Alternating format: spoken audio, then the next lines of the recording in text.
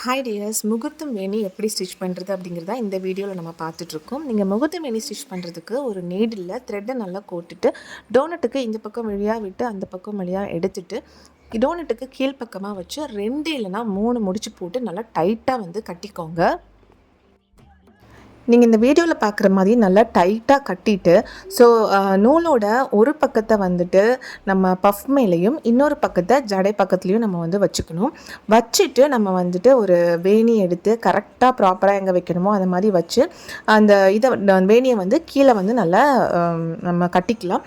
கட்டினதுக்கப்புறமா கீழே ஜடை பக்கத்தில் இருக்கிற அந்த நூலை ஒரு சைடாக எடுத்துகிட்டு மேலே இருக்கிற பஃப்பில் இருக்கிற அந்த நூலையும் எடுத்து 2யுமே சேர்த்து டைட்டாக நீங்கள் கட்டும் பொழுது அது உங்களோட பூக்கு உள்பக்கமாக போய் மறைஞ்சிக்கும். ஸோ நூல் உங்களுக்கு தெரியாது, நீங்கள் டைட்டாக கட்டிக்கணும்.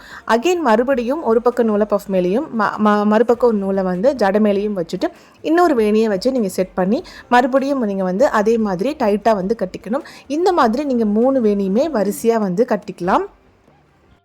ஃபைனலாக வைக்கிற வேணி நீங்கள் கட்டிட்டு 2 நூலையுமே பின்பக்கமாக எடுத்துகிட்டு உங்கள் ஜடையோட பின்னாடி வச்சு நல்லா டைட்டாக கட்டிடுங்க.